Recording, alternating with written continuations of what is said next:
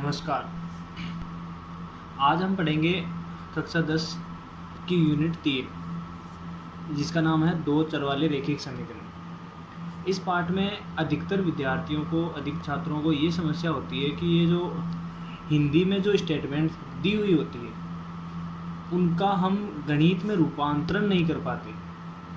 जब हम गणित में रूपांतरण कर लेते हैं तब तो हम आंसर निकाल सकते हैं, लेकिन समस्या यहाँ आती है कि ये हिंदी के जो स्टेटमेंट है इनको हम गणित में रूपांतरण नहीं कर सकते।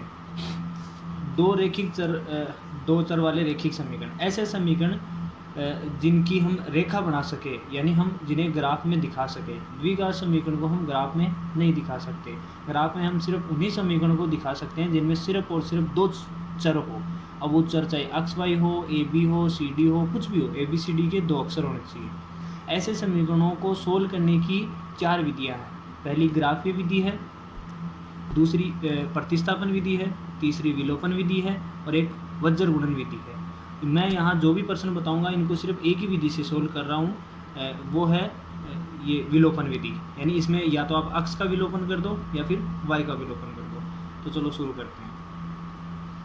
पहला क्वेश्चन लिखा हुआ है, वो विधियाँ मैं बाद में बता दूँगा। 3.1 में पहला क्वेश्चन है आफताब अपनी पुत्री से कहता है 7 वर्ष पूर्व मैं तुमसे 7 गुनी आयु का था। अब से 3 वर्ष बाद मैं तुमसे केवल 3 गुनी आयु का रह जाऊंगा। इस स्थिति को बीजगणितीय व ग्राफीय रूपों में व्यक्त कीजिए। ग्राफीय विधि हम बाद में देखेंगे, आज हम सिर्फ इसका बीजगणितीय, बीज का मतलब एक ऐसा बीज जिसका नहीं पता हो कि कैसा पौधा बनेगा, यानी एक तरह से चर का भी हमें नहीं पता होता है कि इसका वैल्यू क्या होगा, क्या निकल के आएगा, यानी बीजगणितीय।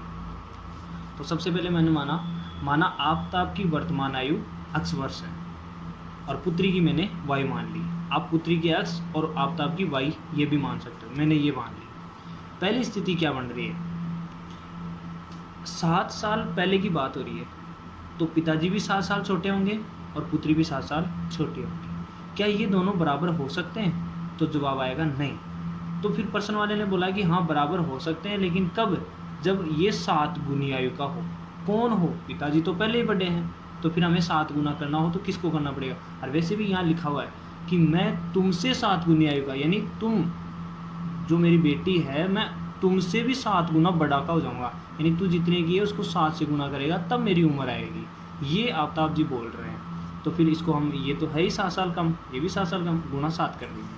जैसे मैं इसको सोल्व करूँगा, x माइनस 7 आ गया, 7 को इससे गुना करूँगा 7y, ये माइनस का 49, ये 7y और 49 को मैं इधर लेके आऊँगा तो ये 7y माइनस का, ये 7 माइनस का पहले ही था और ये 49 माइनस का, तो इधर आके प्लस का, प्लस माइनस के 7 और प्लस के 49, ये 42 बच गए, 7y और x। तो ये मेरे पास एक पहला समीकरण आ गया। यहाँ आप देख भी सकते हो कि x और y दो चर है और इसको हम समीकरण भी बोलते हैं, तो इसको बोलते हैं दो चरों का रैखिक समीकरण। इसकी हमेशा ग्राफ बन सकती है। दूसरी स्थिति क्या बोल रहा है कि अब से 3 वर्ष बाद, आज जितने साल का हूँ उससे 3 साल बाद, यानी 3 साल जोड़ दी, पुत्री भी 3 साल जुड़ जाएगी, वो भी बड़ी हो जाएगी। फिर बोल रहा है कि मैं तुमसे सिर्फ 3 गुनी आयु का रह जाऊँगा। तू जितने साल की है मैं उससे 3 गुना, तू जितने की है उसका मैं 3 गुना रहूँगा। तो ये हम 3 से गुना कर देंगे, x प्लस 3y और ये 9 हो गया, 3 3 9, फिर ये 3y और 9 को इधर लेके आएंगे, माइनस का हो जाएगा, ये 3 पहले ही प्लस का है और ये 9 माइनस का हो गया, बराबर 0। इनको अरेंज करने के लिए लिखा है कि ये 3 इधर और इधर, x का x है 3y और ये प्लस के 3 और माइनस के 9 माइनस के 6। दूसरा समीकरण ये बन गया।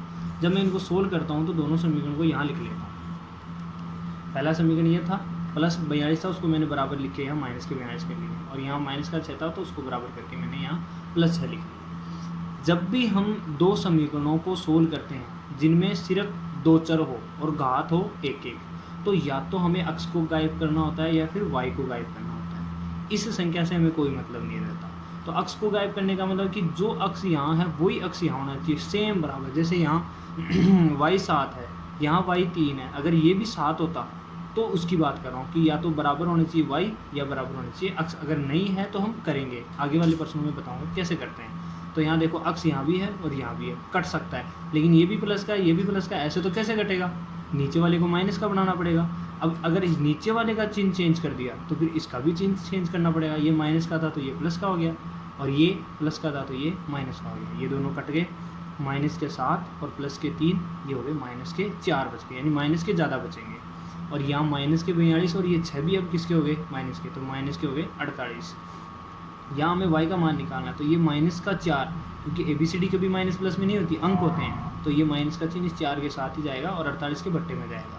अब जैसे ही 48 में 4 का भाग देंगे 12 तो आएगा, लेकिन ये नीचे वाला माइनस बोलेगा, माइनस का मतलब था खराब आदमी, ये बोलेगा ये 12 मेरे, 48 बोलेगा ये 12 मेरे, ये दोनों लड़ते रहेंगे, ख़त्म हो जाएंगे और ये प्लस किया जाएगी, और वैसे भी माइनस से माइनस कट सकता है। फिर ये y का मान जो 12 है वो हम समीकरण नंबर 1 में, हमेशा समीकरण नंबर 1 में रख लेते हैं। वैसे आप 2 में भी रख सकते हो, 3 में भी रख सकते हो, यहाँ जहाँ कहीं भी रख सकते हो, सेम आंसर है। तो समीकरण 1 ये लिखा हुआ है। तो यहाँ देखो अक्स का तो अक्स है, माइनस का माइनस है, 7 का 7 है, y की जगह 12 लिख दिया, और प्लस के 42 बराबर 0। 7 को 12 से गुणा करूँगा, क्योंकि ये 7 और y के बीच में गुणा का चिन्ह है। 7 को 12 से गुणा करूँगा, वास्तव में 84, ये माइनस के 84, ये 12 प्लस के हैं, ये 7 माइनस के हैं, दोनों ने गुणा किया 84 बना। लेकिन ये 84 भी हक किसका होगा, ये माइनस वाला बोलेगा मेरा होगा, क्योंकि ख़राब आदमी की हमेशा ज़्यादा चलती है। फिर ये प्लस के 42 हो गए। अब माइनस के 84 और प्लस के 42, माइनस के 42 बचेंगे, और ये माइनस का 42 उधर जाके प्लस का हो जाएगा।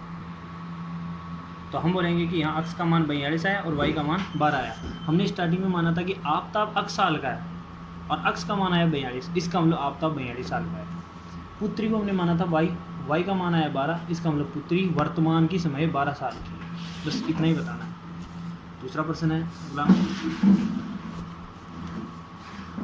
यहाँ लिखा हुआ है क्रिकेट टीम के एक कोच ने 3900 रुपये में 3 बल्ले और 6 गेंदें खरीदी। बाद में उसने एक और बल्ला तथा उसी प्रकार की 3 गेंदें 1300 रुपये में खरीदी। इस स्थिति को बीजगणित तथा ज्यामितीय रूपों में व्यक्त कीजिए। सेम उसी की तरह मानेंगे। आपका एक इसकी ट्रिक भी है कि जब भी आपके पास 2 चीज़ें आ जाए, एक बल्ला एक गेंद कुछ भी, उनको ही आप अक्स और वाई मान लिया करो। तो यहाँ हम मान लेंगे कि बल्ले का अक्स है और गेंद का वाई है। आप गेंद का अक्स मान सकते हो, बल्ले का वाई मान सकते हो, कोई दिक्कत नहीं है। लेकिन फिर अगर आप मान लेते हो तो फिर उस प्रश्न के अनुसार ही चलना पड़ेगा। मैं बल्ले का अक्स मान लेता हूँ, गेंद का वाई मान लेता हूँ। तो यहाँ लिखा हुआ क्रिकेट टीम के कोच ने 3900 रुपये तो खर्च किए, लेकिन किसके किए, 3 तो बल्ले। अब एक बल्ला अगर अक्स रुपये का है तो फिर 3 बल्ले कितने के हुए, 3 अक्स के, 3 अक्स रुपये। अगर एक गेंद को हमने वाई रुपये की मानी तो 6 गेंदें कितने की हुई, 6 वाई की। कुल मिला के रुपये कितने हुए, 3900, यानी 3900 रुपये दुकान वाले को दिए। मुझे दिख रहा है कि यहाँ समीकरण को सोल्व करने का मतलब ये है कि जिस का भाग इस साइड जाए उसी का भाग सब में जाना चाहिए, तब वो भाग दे सकते हैं या फिर समीकरण को छोटा कर सकते हैं। तो मुझे दिख रहा है यहाँ 3 का भाग जाएगा, यहाँ भी जाएगा, यहाँ भी जाएगा। 3 का भाग जाने की ट्रिक, 3 और इसको जोड़ा तो 12 में जाता है। तो इसमें दिया तो अक्स आया, 6 में दिया तो 2 आया, और 3900 में दिया तो 1300 आया। बात कुछ फर्क नहीं पड़ेगा, इससे भी आप सोल्व कर सकते हो। बस इतना है कि डाटा थोड़ा छोटा हो जाएगा, गुणा भाग कम करना पड़ेगा। ये समीकरण एक ही बात है। तो एक समीकरण बन गया। दूसरा बोला है कि इसी प्रकार उसने 3 तो गेंदें, अच्छा एक तो बल्ला और 3 गेंदें। अब एक बल्ला खरीदा होगा तो अक्स रुपये, और 3 गेंदें खरीदी गई तो 3 वाई, यानी अक्स प्लस 3 वाई का मान हो जाएगा 1300, जो मैंने आगे लिख रखा है।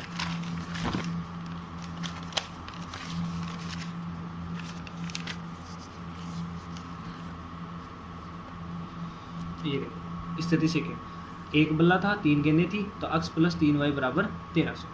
और फिर समीकरण नंबर 1 और 2 से हम देखेंगे कि 1 को मैंने यहाँ लिख दिया और 2 को मैंने यहाँ लिख दिया। वही काम करेंगे, या तो अक्स को गायब करो या वाई को गायब करो। मुझे दिख रहा है कि अक्स का मान यहाँ और यहाँ सेम है, कुछ भी फर्क नहीं है, तो मैं काट सकता हूँ। लेकिन ये भी प्लस का है, ये भी प्लस का है, तो इसको काटने का मतलब नीचे वाले को माइनस का करना पड़ेगा। इसका चिन्ह चेंज किया तो फिर इसका भी करना पड़ेगा, इसका भी करना पड़ेगा।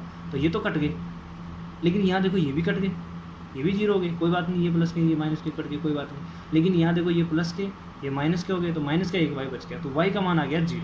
अब वाई का मान समीकरण नंबर 1 में रखेंगे। 1 यही तो था, तो अक्स का तो अक्स, 2 का 2, और वाई की जगह हमने 0 लिख दिया, और ये आ गया 1300 के बराबर।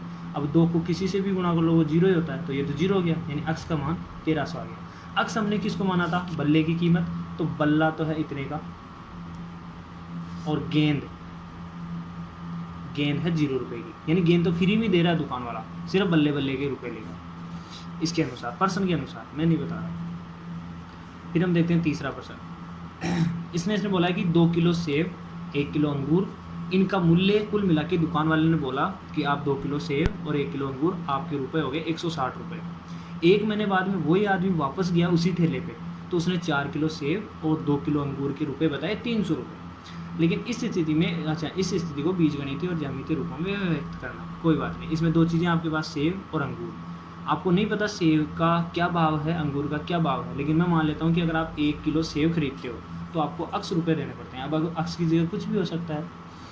ऐसे ही मैं मान लेता हूँ कि 1 किलो अगर आप अंगूर खरीदो, ये डैश डैश का मतलब है कि माना 1 केजी अंगूर का मूल्य y रुपये। पहली कंडीशन क्या बोल रही है कि 2 किलो सेब, 1 किलो सेब के x रुपये, तो 2 किलो सेब के 2x रुपये।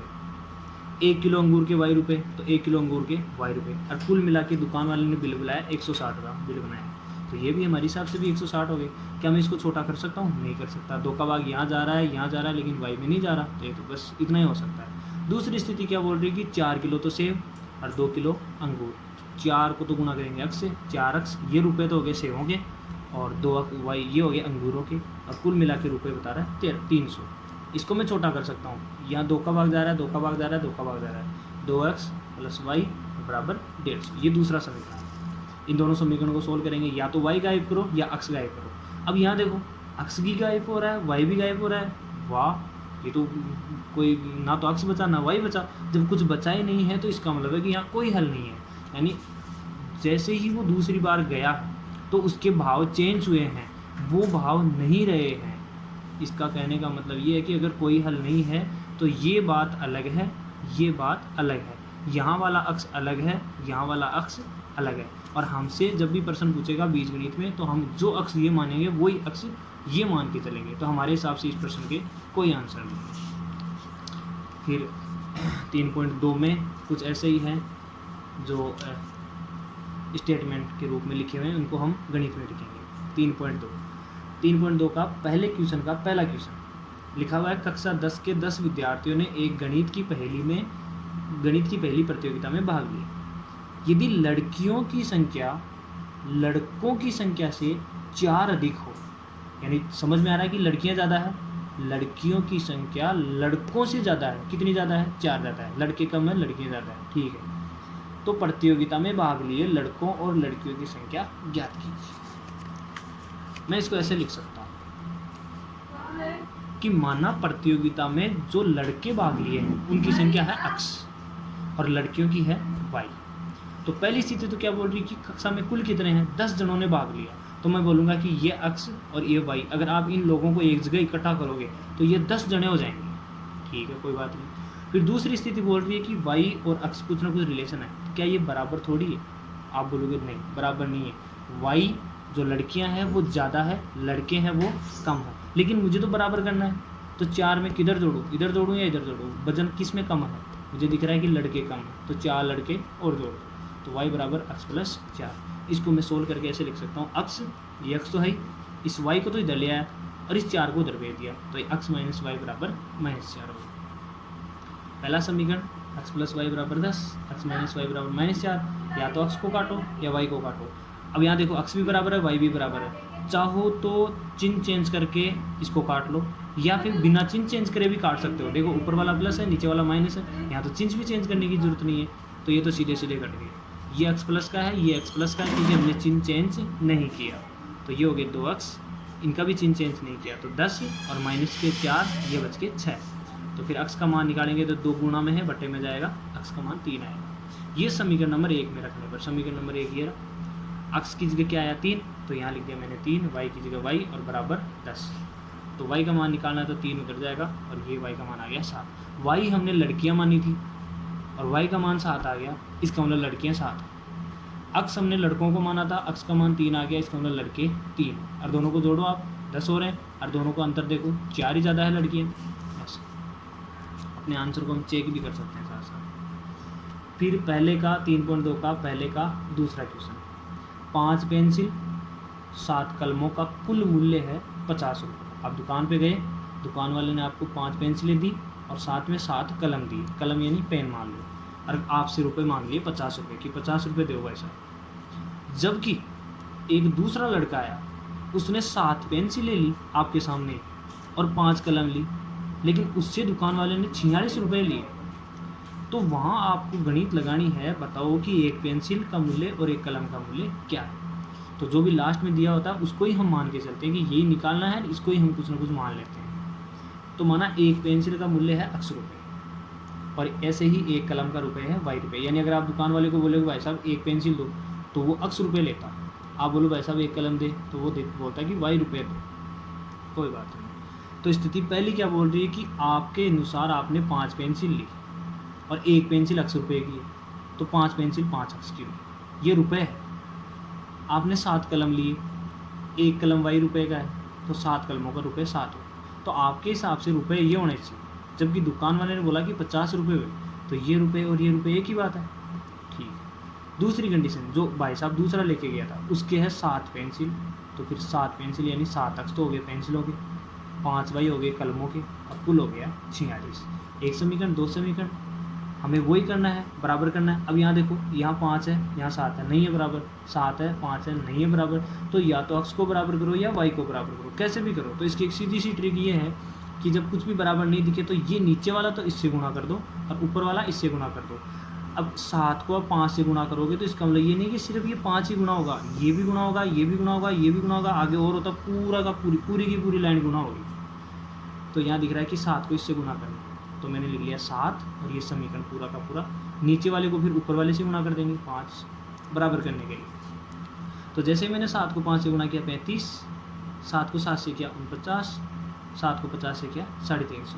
फिर नीचे 5 को 7 से करेंगे 35, 5 को 5 से करेंगे 25, और 5 को 46 से करेंगे 230। अब यहाँ देखो ये 35 हो गई, इसलिए हमने ऊपर नीचे गुणा कर दिया। अब सेम तो हो गए, लेकिन ये भी प्लस का है, ये भी प्लस का, अभी नहीं कटेगा, अभी नीचे वाले का चिन्ह चेंज करना पड़ेगा। तो ये माइनस हुआ, तो फिर ये जो था उसका भी चिन्ह चेंज होगा। ये प्लस का था तो ये माइनस का हो गया, ये प्लस का था तो ये भी माइनस का हो गया। तो ये तो कट गए, और यहाँ ये प्लस के और ये माइनस के, तो प्लस के बच गए 24। यहाँ ये प्लस के, ये माइनस के हो गए, तो प्लस के बचे 120।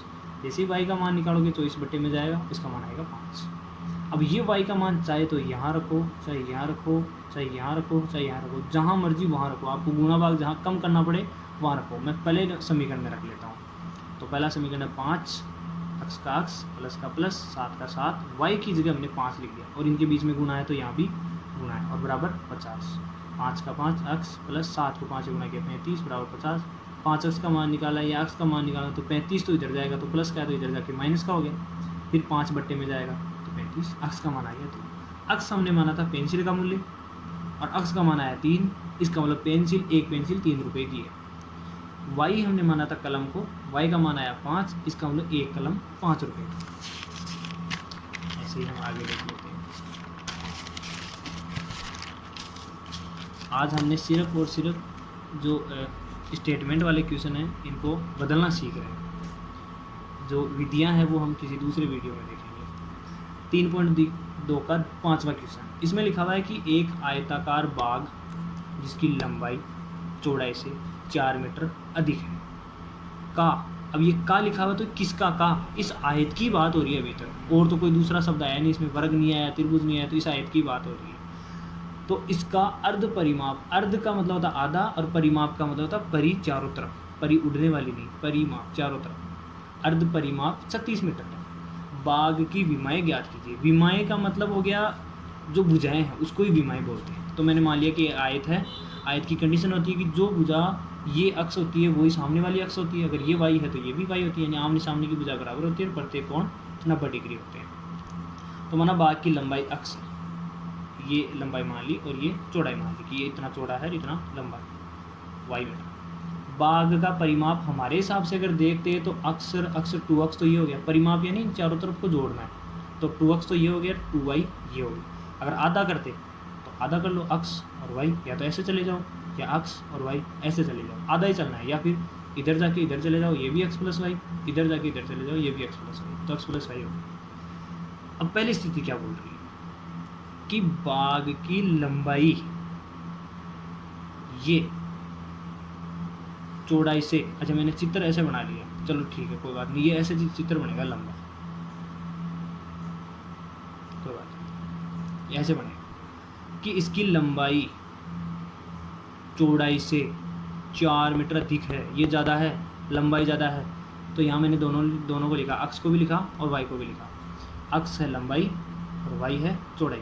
मुझे पता चल गया लंबाई ज़्यादा है, चौड़ाई से भी ज़्यादा है, तो बराबर तो हो नहीं सकता। हाँ, लेकिन अगर मैं चौड़ाई में 4 जोड़ दूँ अब बराबर है, कि बस 4 ही तो ज़्यादा था, इसको भी हमने 4 ज़्यादा कर दिया, अब दोनों बराबर है। तो समीकरण बन के आया अक्स, ये वाई इधर आ गया माइनस के, 4 को इधर ही रहे, तो अक्स माइनस वाई बराबर 4।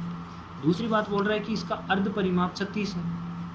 ठीक है, हमारे हिसाब से अर्ध परिमाप देखें तो अक्स प्लस वाई होना चाहिए, और अक्स प्लस वाई का मान ये बता रहा है कि 36 है, तो हम भी बोल देंगे कि अक्स प्लस वाई का मान 36 है।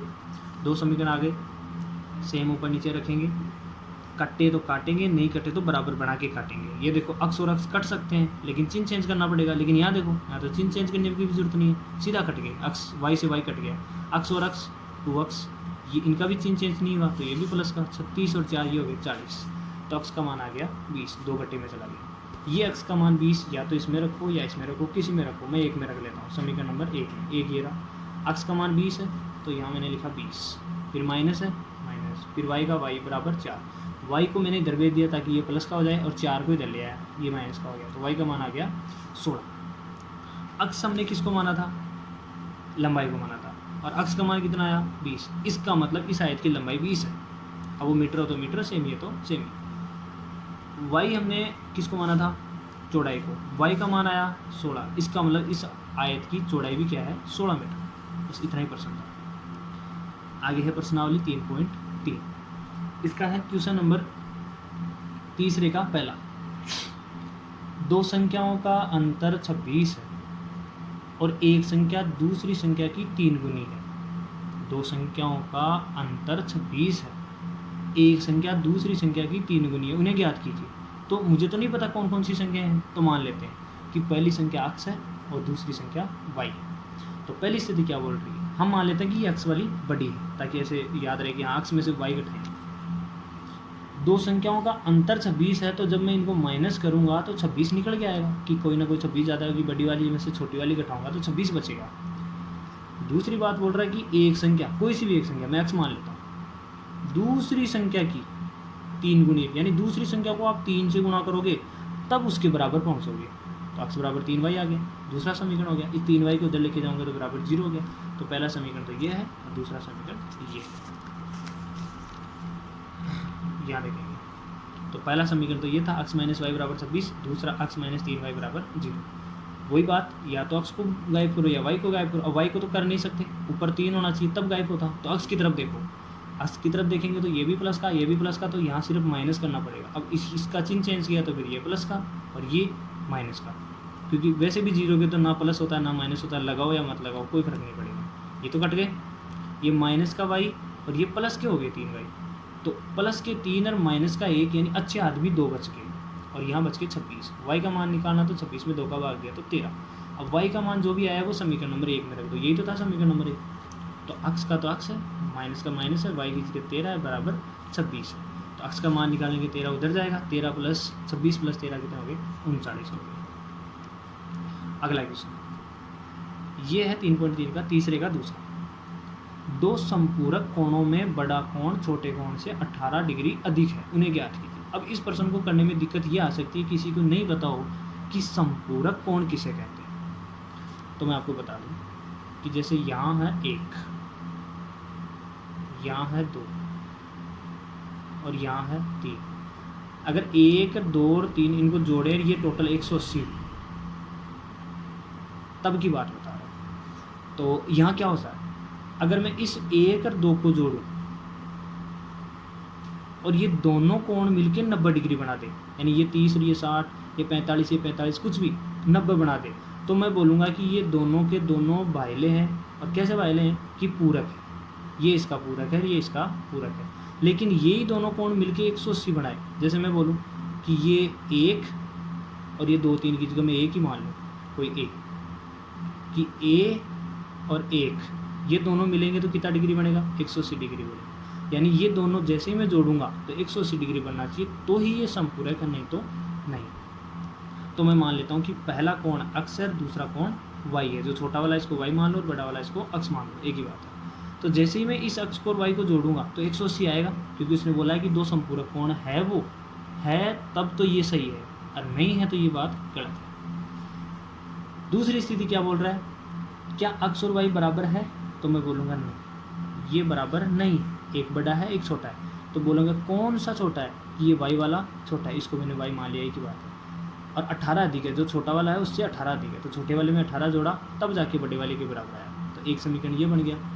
y को उधर लेके जाऊँगा, y माइनस का हो जाएगा, 18 को इधर ही रहने तो बराबर 18 है। तो एक समीकरण ये और एक समीकरण ये। समीकरण बना, दोनों को ऊपर नीचे लिखा, या तो x के पीछे पड़ जाओ या y के पीछे पड़ जाओ। तो x भी बराबर है, y भी बराबर है, लेकिन x में तो चिन्ह चेंज करना पड़ेगा, यहाँ तो चिन्ह भी चेंज करने की जरूरत नहीं है, कट गया। x और x ये हो गया 2x, 180 और 18 इनका भी चिन्ह चेंज नहीं हुआ, तो ये हो गया 198। x का मान निकालना, 2 बट्टे में जाएगा, 190 का आधा, 198 सॉरी 198, तो 99 99 198 हो गई, सीधी सी बात है। तो x का मान समीकरण नंबर 1 में रखने पर, एक ये रहा, x का मान 99 है, तो यहाँ तो गया 99, प्लस का प्लस, y का y, और 180 की जगह 180। y का मान निकाला, 99 उधर जाएगा, तो y का मान आ गया 81।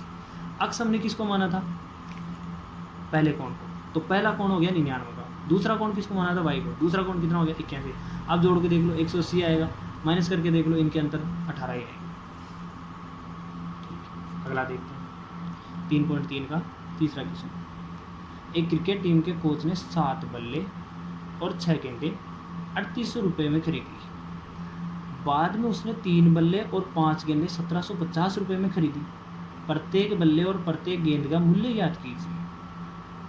पहले एक आदमी गया दुकान पे, उसने 7 बल्ले और 6 गेंदें खरीदी, 3800 रुपये दिए दुकान वाले को, लेकिन उसे नहीं पता कि बल्ला कितने का, गेंद खरीदने की। तो हम मान लेंगे कि एक बल्ला 100 रुपये का है और गेंद 22 रुपये की, वैसा।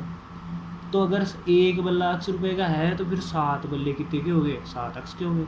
अगर एक गेंद 22 रुपये की है तो फिर 6 गेंदें कितने की हुई, 6 y की हुई।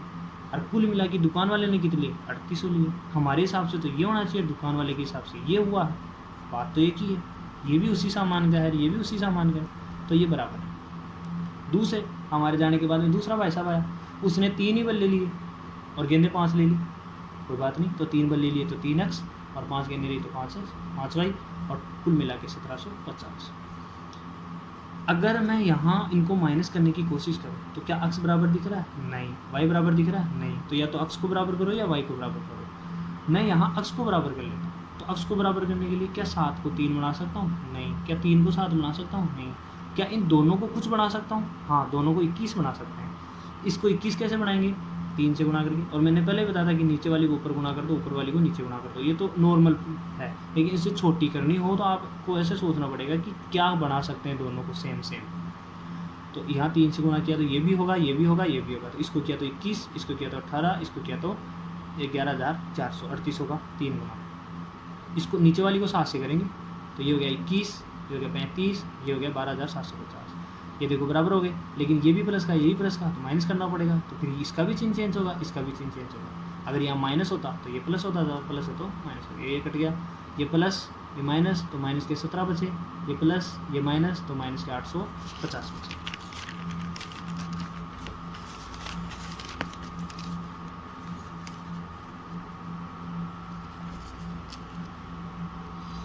फिर समीकरण 1 में, अच्छा पीछे यहाँ हमने y का मान भी निकाला, ठीक है। देखो ये आ गया। तो अब जैसे ही आप इस 17 का भाग दोगे इसमें, तो ये 50 बार जाएगा, तो y का मान आ गया 50। अब ये 50 या तो इस समीकरण में रखो, इसमें रखो, इसमें रखो, इसमें रखो, इसमें रखो, इसमें रखो, किसी में भी रखो। मैं समीकरण नंबर 1 में रख लेता हूँ। समीकरण नंबर 1 ये था 7x + 6, और यहाँ y था, तो y की जगह मैंने 50 लिख लिया, और ये 3800। तो ये गुना किया तो 3,300, 300 उधर जाएगा तो ये 3500 बचेंगे, और 3500 में फिर भाग जाएगा 7 का, और ये 500 आ गया। x हमने किसको माना था, बल्ले का मूल्य, तो 500 रुपये का तो है बेट। और y किसको माना था, गेंद को, तो गेंद है 50 रुपये। और ये पर्सन खत्म हो गया। फिर एक पर्सन और देख लेते हैं, ये तीसरे का चौथा है। एक नगर में टैक्सी के भाड़े में नियत भाड़े के अतिरिक्त चली गई दूरी पर भाड़ा सम्मिलित किया जाता है। 10 किलोमीटर की दूरी के लिए भाड़ा 105 रुपये तथा 15 किलोमीटर के लिए भाड़ा 155 रुपये है। नियत भाड़ा तथा प्रति किलोमीटर भाड़ा क्या है। एक व्यक्ति को 25 किलोमीटर यात्रा करने के लिए जाना है, तो बताओ कितना भाड़ा लगेगा। तो माना आपकी एक टैक्सी है, और इस टैक्सी को आप गांव में चला रहे हो या शहर में चला रहे हो, तो आपने बोल दिया कोई भी ग्राहक आके बैठेगा तो उसको बोलेंगे भाई साहब इतना रुपया तो फिक्स है, चाहे तू 1 किलोमीटर ले जा चाहे 5 किलोमीटर ले जा, कहीं पे भी लेके जा, लेकिन इतने रुपये तो तुझे देने ही पड़ेंगे, बैठने के रुपये है ये तो निश्चित किराया है। तो निश्चित किराया हम मान लेते हैं कि अक्स है, उसने हमें अभी तक बताया नहीं कि कितना लेता है वो ग्राहक से, फिक्स है तो मान लेंगे अक्स है। और फिर बोले कि अब बता तू कितने किलोमीटर जाएगा, जितने किलोमीटर जाएगा उस हिसाब से पैसे हैं। तो प्रत्येक किलोमीटर के माना कि वो वाई रुपये लेता होगा। तो पहला आदमी बैठा इसमें आके और वो गया 10 किलोमीटर, यहाँ से 10 किलोमीटर दूर गया, तो उसके अक्स रुपये तो लगने क्योंकि बैठने की लगी। फिर 1 किलोमीटर के वाई रुपये के हिसाब से अलग से और ले रहा है, तो 10 किलोमीटर के 10 वाई रुपये हो गए, यानी कुल मिला के अक्स प्लस 10 वाई रुपये हो गए। लेकिन हमें उस आदमी ने बताया कि भाई साहब मेरे से तो उसने 105 रुपये लिए, भाड़ा 105 लिया, तो इसका मतलब ही 105 है। फिर ऐसे ही दूसरा आदमी बैठा, ये चला 15 किलोमीटर, तो इसके भी फिक्स है 100 रुपये, तो बाकी के 15 के 15 लग गए, बराबर 155, क्योंकि उसने 155 रुपये दिए, 155। अब या तो हम अक्स को गायब करते हैं या वाई को गायब करते हैं। तो अक्स को गायब करेंगे, ये प्लस का है, ये प्लस का है, काटने के लिए माइनस का करना पड़ेगा, इसको माइनस किया तो ये भी माइनस, ये भी माइनस, क्योंकि यहाँ प्लस था। कहीं आप सोच रहे हो कि माइनस किया तो सबको माइनस से किया, नहीं, चिन्ह चेंज होता है, अगर माइनस का होता तो प्लस का होता। तो ये तो कट गए, ये प्लस का ये माइनस का, तो माइनस के 5 बचे, ये प्लस का ये माइनस का हो गया, माइनस के 50, ये वाई का मान 5 बटे में जाएगा, माइनस से माइनस कट जाएगा 10, वाई का मान या तो इसमें रख लो या इसमें रख लो, तो मैं एक में ही रखता हूँ हमेशा। तो अक्स प्लस 10 और वाई की जगह 10 बराबर 105, इनको गुना किया तो 100 और 100 प्लस के तो उधर जाके माइनस के, इसमें से माइनस हुआ तो 5।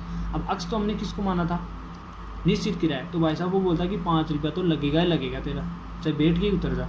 और फिर वाई किसको माना था, 1 किलोमीटर किराया का, और प्रति किलोमीटर के उसके 10 रुपये लगेंगे, भाई जितनी दूर लेके जाएगा 10 रुपये लगेंगे। अब कोई एक आदमी है जो 25 किलोमीटर जाना है, तो 5 रुपये तो लगेंगे ही लगेंगे, फिक्स हो गया। बाकी 25 किलोमीटर के 10 के भाव से और लगेंगे 250 रुपये, ऐसे 5 तो लगे ही लगेंगे, 25 को 10 से और गुना करें पड़ेगा, ये 250, ये 5, 255 रुपये और लगेंगे। इसी हिसाब से एक लास्ट क्वेश्चन और देख लेते हैं, वीडियो बड़ा हो गया। तीसरे का 5वां देखो, यदि किसी भिन्न के अंश और हर दोनों में 2 जोड़ दिया जाए तो वह 9/11 हो जाती है। यदि अंश और हर दोनों में 3 जोड़ दिया जाए तो वह 5/6 हो जाती है। वह भिन्न ज्ञात कीजिए।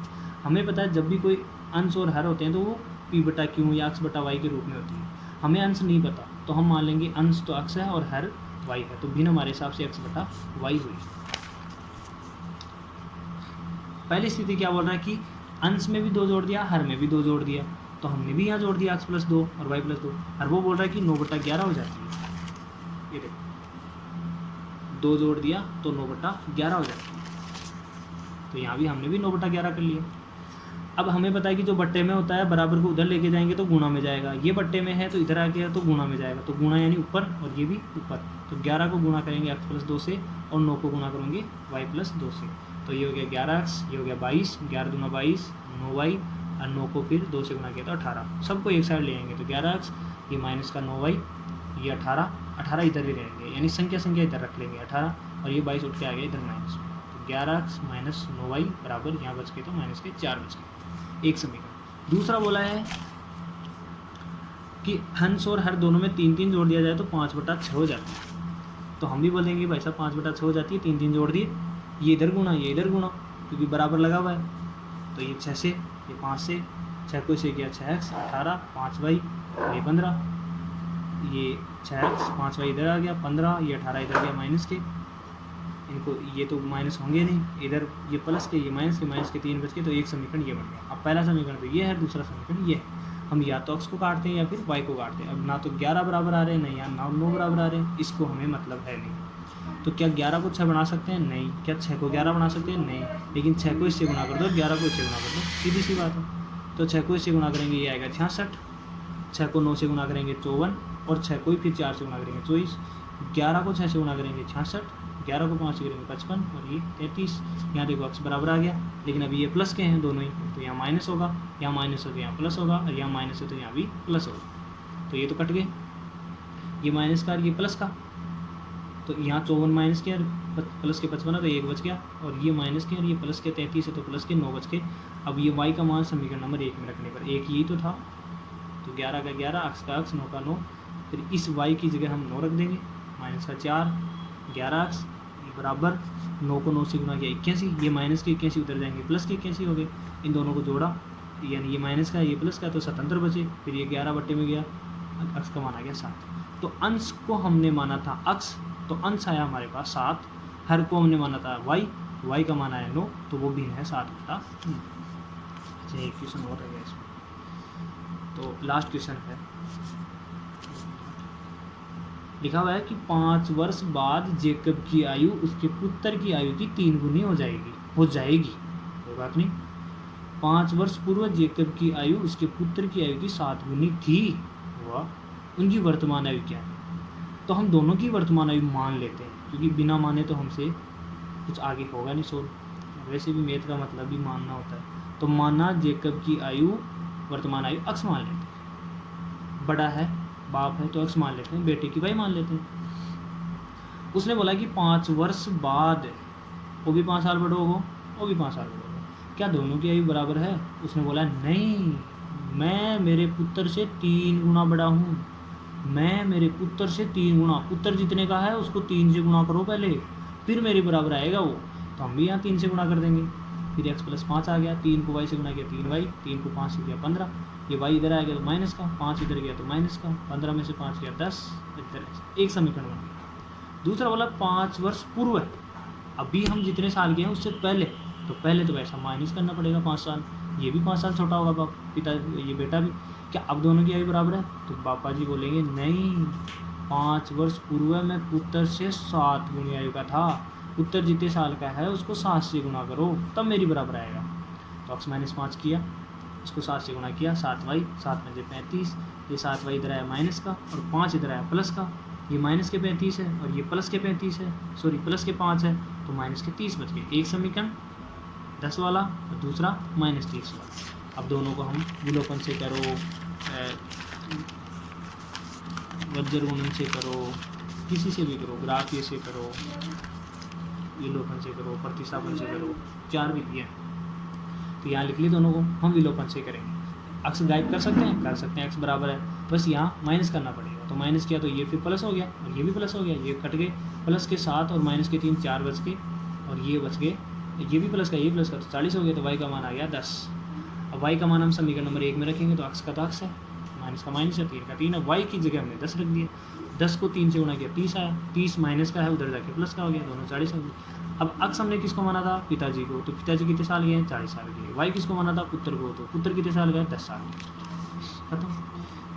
3.4 हम दूसरे वीडियो में डाल देंगे, थोड़ा बड़ा हो गया।